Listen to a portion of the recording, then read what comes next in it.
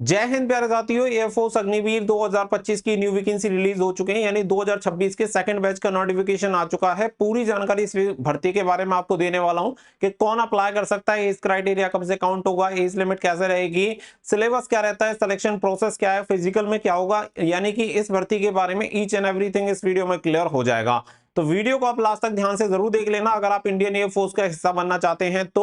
और वीडियो पसंद आए वीडियो को लाइक शेयर करके चैनल को सब्सक्राइब कर लें और बेल आइकन पर प्रेस कर लें ताकि फ्यूचर में आने वाली हर एक जॉब अपडेट का नोटिफिकेशन आपको सबसे पहले मिलता रहे। आगे बढ़ते हैं और पूरी जानकारी आप सभी को देते हैं। इससे पहले एक बार मैं आप सभी को ऑफिशियल नोटिफिकेशन दिखा देता हूं ताकि आपको ये सारी चीजें क्लियर हो जाए। यहाँ पे देख सकते हैं भारतीय वायुसेना इंडियन एयरफोर्स की तरफ से अग्निवीर इंटेक 02/2026 का जो नोटिफिकेशन है वो रिलीज यहाँ पे हो चुका है। तो सारी चीजें आप सभी को मैं बताने वाला हूं कि कौन अप्लाई कर पाएगा, कैसे अप्लाई करना है, सारी चीजें क्लियर हो जाएंगी। आगे बढ़ते हैं तो सबसे पहले यहाँ पे आप सभी देख लीजिए कि ये जो वैकेंसी निकाली गई है 2026 का सेकंड बैच यहाँ पे निकाला जा रहा है, यानी कि इसका नोटिफिकेशन रिलीज हुआ है। अब इसमें सबसे पहले बात कर लेते हैं एजुकेशन क्वालिफिकेशन की, कि कौन कौन कैंडिडेट इसके लिए अप्लाई कर सकता है और इसके लिए एजुकेशन क्वालिफिकेशन क्या होनी चाहिए। तो यहाँ पे सबसे पहले देख लो, दो तरह की वैकेंसी होती है, जैसे कि एक आपकी साइंस सब्जेक्ट वाली रहेगी जो कि एक्स ग्रुप की रहती है, और एक अदर देन साइंस वाली रहती है यानी बाई ग्रुप की। तो दोनों वैकेंसी के लिए जो क्राइटेरिया है वो थोड़ा सा अलग आपको देखने के लिए मिलता है। अगर आप एक्स ग्रुप यानी साइंस सब्जेक्ट वाले कैंडिडेट हैं तो आप 10+2 यानी कि 12th पास आप होने चाहिए। साथ ही में आपके पास सब्जेक्ट होना चाहिए फिजिक्स, मैथ एंड इंग्लिश आपके पास होना चाहिए। ओवरऑल जो परसेंटेज होनी चाहिए वो 50% आपकी होनी चाहिए, यानी कि ओवरऑल सभी सब्जेक्ट को मिला के टोटल 50% होना चाहिए। साथ ही में इंग्लिश में भी आपका 50% मार्क्स होने चाहिए। अगर मान के चलो ओवरऑल आपकी 50% है और आपके फिजिक्स में 48 नंबर हैं तो काम बन जाएगा, कोई दिक्कत नहीं है। लेकिन अगर आपके इंग्लिश में 49 भी नंबर हुए तब आप इसके लिए अप्लाई नहीं कर सकते हैं। मिनिमम इंग्लिश में 50% मार्क्स होने चाहिए, साथ ही में ओवरऑल भी 50% मार्क्स आपके होने चाहिए, तभी आप इसके लिए अप्लाई कर पाएंगे। या अगर आपके पास कोई इंजीनियरिंग डिप्लोमा है, 2 साल का वोकेशनल कोर्स है, तो भी आप इसके लिए अप्लाई कर सकते हैं। इसके अलावा अदर देन साइंस वाले कैंडिडेट की बात करें, यानी कि अगर आप बाय ग्रुप के लिए अप्लाई करना चाहते हैं तो आप 12th पास होने चाहिए किसी भी स्ट्रीम में, यानी कि आपके पास कोई भी सब्जेक्ट हो चलेगा, कोई दिक्कत नहीं है। जरूरी नहीं है कि मैथ और फिजिक्स आपके पास हो, इसके अलावा भी अगर आपके पास कोई सब्जेक्ट है तो चलेगा। बट यहाँ पे आप सभी को बोला गया है कि विद 50% मार्क्स, यानी कि ओवरऑल जो परसेंटेज होनी चाहिए वो 50% ही होनी चाहिए। इसके अलावा आपके पास एक सब्जेक्ट और होना चाहिए, इंग्लिश कंपलसरी है, यानी कि अगर आपके पास 12th में इंग्लिश नहीं है और उसमें 50% से कम मार्क्स हैं तो आप इसके लिए अप्लाई नहीं कर सकते। यानी कि चाहे साइंस की बात कर लो या अदर देन साइंस की बात कर लो, दोनों में इंग्लिश कंपलसरी है और दोनों में 50% मार्क्स होने चाहिए। साथ ही में ओवरऑल जो मार्क्स होने चाहिए वो भी 50% होने चाहिए। सिर्फ आपको सब्जेक्ट का डिफरेंस देखने के लिए मिलता है। तो ये पहला क्वालिफिकेशन क्राइटेरिया क्लियर हो गया। फिर बात आती है एज लिमिट, कि इसके लिए एज क्राइटेरिया कब से होगा। तो यहाँ पे 17.5 से 21 साल आपकी एज लिमिट है। इसमें कैंडिडेट का जो जन्म होना चाहिए 2 जुलाई सन 2005 से लेके 2 जनवरी सन 2009 के बीच में अगर आपका जन्म हुआ है तो आप इस वैकेंसी के लिए अप्लाई कर सकते हैं। और मैं आपको पहले क्लियर कर दूं कि ये वैकेंसी मेल एंड फीमेल दोनों कैंडिडेट के लिए वैकेंसी निकाली गई है। इसके लिए महिला पुरुष दोनों कैंडिडेट अप्लाई कर सकते हैं, लेकिन शर्त एक ही है कि महिला हो या पुरुष कैंडिडेट हो वो अनमैरिड कैंडिडेट होना चाहिए, यानी अविवाहित। अगर किसी भी कैंडिडेट की शादी हो चुकी है तो वो इसके लिए एलिजिबल नहीं है। आगे बढ़ते हैं। अब यहाँ पे बात आती है हाइट की। तो अगर आप मेल कैंडिडेट हैं तो आपकी लंबाई होनी चाहिए 152 सेंटीमीटर। साथ ही में अगर आप फीमेल कैंडिडेट हैं तब भी आपकी लंबाई 152 सेंटीमीटर मिनिमम होनी चाहिए। कुछ क्राइटेरिया हैं, जैसे कि उत्तराखंड वगैरह जो हिली एरिया से नॉर्थ ईस्ट से आते हैं उनके लिए फीमेल कैंडिडेट की 147 सेंटीमीटर चल जाती है। बाकी का ऑल ओवर इंडिया के लिए मेल कैंडिडेट के लिए सेम रहेगी 152 सेंटीमीटर। अगर मैं बात करूं सिलेक्शन प्रोसेस की, कि सिलेक्शन प्रोसेस कैसे कंप्लीट होता है, तो यहाँ पे देख लो 3 फेजेस में आपका सिलेक्शन प्रोसेस कंप्लीट होता है। सबसे पहले आप सभी का होता है ऑनलाइन रिटन एग्जामिनेशन। इसमें साइंस वाले नॉन साइंस वाले सब्जेक्ट के अकॉर्डिंग आपका एग्जामिनेशन होगा, यानी एक्स ग्रुप के लिए भरते हैं तो एक्स ग्रुप का एग्जामिनेशन होगा, बाई के लिए भरते हैं तो बाई का होगा, और दोनों के लिए भरते हैं तो दोनों का होगा।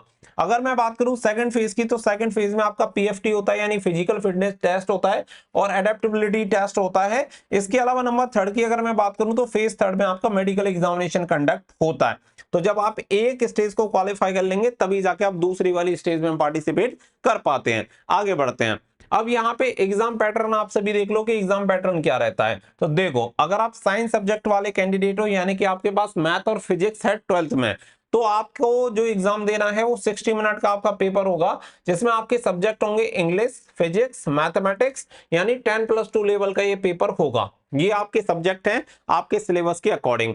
अगर आप अदर देन साइंस वाले हैं, यानी कि अगर आपके पास साइंस सब्जेक्ट नहीं है और आप बाई ग्रुप के लिए अप्लाई कर रहे हैं, और बाई ग्रुप के लिए आपका 45 मिनट का टेस्ट होगा, जिसमें इंग्लिश होगी, रीजनिंग होगी और जनरल अवेयरनेस होगी, जिसे आप रागा भी बोलते हैं, यानी कि इंग्लिश और रागा आप सभी की आती है। अब ये साइंस वाला हो गया और अदर देन साइंस वाला भी हो गया। अब मान के चलो, अगर आपके पास मैथ एंड फिजिक्स दोनों सब्जेक्ट हैं, साथ ही में जो क्राइटेरिया है 50% वाला वो पूरा आप करते हो, तो आप दोनों के लिए भी अप्लाई कर सकते हो, यानी कि साइंस वाला और अदर देन साइंस वाला दोनों के लिए अप्लाई कर सकते हैं। अब इस कंडीशन में होगा क्या कि आपका जो पेपर होगा वो 85 मिनट का हो जाएगा। 85 मिनट का क्यों हो जाएगा? क्योंकि देखो, इसमें क्या है कि इंग्लिश तो आपको दोनों ही एग्जाम में, यानी साइंस वाले में, अदर देन साइंस वाले में कॉमन देखने के लिए मिलेगी। जब आप साइंस वाला देंगे तो आपके 2 सब्जेक्ट और ऐड हो जाएंगे, वो फिजिक्स और मैथमेटिक्स। इसके अलावा राग आपकी रहेगी। तो ये सभी सब्जेक्ट आपके आएंगे जो भी सब्जेक्ट आपको ऊपर दिए गए। तो ये आप सभी का रहता है सिलेबस। तो उम्मीद है ये क्लियर हो गया होगा। हर एक क्वेश्चन के लिए 1 मार्क्स आपको दिया जाता है, और नेगेटिव मार्किंग की बात करूं तो 1/4 की नेगेटिव मार्किंग होती है, यानी प्रत्येक गलत उत्तर के लिए 0.25 अंक आपके डिडक्ट कर लिए जाते हैं। चलिए अब आगे बढ़ते हैं। फिर बात आती है पीएफटी, फिजिकल फिटनेस टेस्ट। तो इसमें क्या क्या होता है वो समझ लेते हैं। इसमें देखो, मेल कैंडिडेट को 1.6 किलोमीटर की रनिंग पूरी करनी होती है। इसके कितने मिनट में? विद इन 7 मिनट्स में। फीमेल कैंडिडेट को 1.6 किलोमीटर की रनिंग पूरी करनी होती है विद इन 8 मिनट में। हाइट मैंने ऑलरेडी आपको क्लियर करी दी है कि 152 सेंटीमीटर आपकी लंबाई होनी चाहिए। इसके अलावा पीएफटी के सेकंड पार्ट में जो चीजें होती हैं मेल कैंडिडेट के लिए, तो मेल कैंडिडेट के लिए पुशअप्स होती हैं कितनी? 10 1 मिनट में। सेटअप होती है 10 1 मिनट में, और 20 स्क्वाट होते हैं जो कि 1 मिनट में आपको करने होते हैं, और हर एक के बीच में 2 मिनट का आपको ब्रेक दिया जाएगा।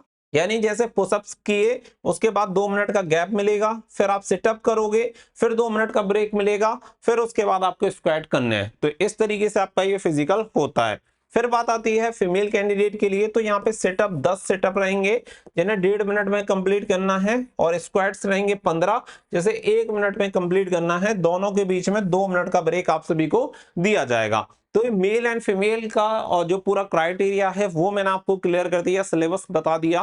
पीएफटी में क्या रहता है, हाइट क्राइटेरिया क्या है, क्वालिफिकेशन क्राइटेरिया क्या है, एज लिमिट क्या है, लगभग मैंने आपको सारी चीजें बता दी हैं इस भर्ती के बारे में, जिससे अब आपको कोई भी दिक्कत नहीं होगी और आपको समझ में आ गया होगा कि आप इंडियन एयरफोर्स की अग्निवीर वाली भर्ती के लिए फॉर्म अप्लाई कर सकते हैं या नहीं। अब देखो, बात आती है एयरफोर्स अग्निवीर के लिए फॉर्म अप्लाई करने की, तो इसके लिए फीस भी जरूरी है। तो यहाँ पे सभी candidate, male female SC ST कोई भी कैंडिडेट हो, सभी को 550 रुपए प्लस जीएसटी आपको पे करना होता है। ये इसकी एप्लीकेशन फीस है। आगे बात करते हैं और अप्लाई करने की भी बात कर लेंगे। इसकी जो इंपोर्टेंट डेट्स हैं, इसके ऑनलाइन एप्लीकेशन फॉर्म स्टार्ट हो रहे हैं 11 जुलाई से, और आप इसके लिए फॉर्म अप्लाई कर सकते हैं 31 जुलाई 2025 तक, रात के 11 बजे तक आप इसके लिए फॉर्म अप्लाई कर पाएंगे। एग्जामिनेशन जो स्टार्ट होगा वो आप सभी का 25 सितंबर 2025 में आपका एग्जामिनेशन होगा। तो आप सभी को जुलाई के बाद देखिए यहाँ पे अगस्त और सितंबर अप्रोक्सीमेट 2 महीने आप सभी को मिल रहे हैं जिसमें अपनी कंप्लीट तैयारी करनी है। तो बढ़िया वैकेंसी है, नंबर ऑफ वैकेंसी ठीक ठाक है, और मैं आपको बता दूं कि करीब हर बैच में 2500 वैकेंसी आपको देखने के लिए मिलती है। आप इस वाली चीज पे मत जाओ कि ये अग्निवीर है, क्योंकि कोई जरूरी नहीं है कि अग्निवीर 4 साल बाद निकलेंगे, क्योंकि नंबर ऑफ वैकेंसी बहुत ज्यादा खाली है। तो हो सकता है कि सभी को परमानेंट कर दिया जाए, तो बड़ी अवसर मेल एंड फीमेल कैंडिडेट के लिए हो सकता है। बात आती है अप्लाई करने की, तो देखो अप्लाई करने के लिए आपको टेलीग्राम पे लिंक मिल जाएगी, वहां से जाके अप्लाई कर सकते हैं, और टेलीग्राम का लिंक आपको वीडियो का डिस्क्रिप्शन में दिया गया है। वहां से जाके आप हमारा टेलीग्राम चैनल ज्वाइन कर लेना, ताकि फ्यूचर में जो भी जॉब रहे उनके लिए आप इजीली अप्लाई कर सकते हैं, और सभी अपडेट भी रेगुलर वहां से आपको मिलती रहेंगी। उम्मीद है कि ये वीडियो आपको जरूर पसंद आई होगी। ऑफिशियल नोटिफिकेशन ऑलरेडी मैंने आप सभी को दिखाई दिया है, जिससे कि आपको सारी चीजें क्लियर हो जाएं। जो भी मोस्ट इंपोर्टेंट चीज थी वो मैंने एक साथ कलेक्ट करके वहां पे आपको दिखा दी है। तो इसी तरीके से जॉब अपडेट मिलते रहेंगे, तो हमें सब्सक्राइब करके जरूर रखें, ताकि हर एक जॉब अपडेट आप सभी तक पहुंच पाए। मिलेंगे नेक्स्ट वीडियो में। So thank you for watching. जय हिंद, जय भारत।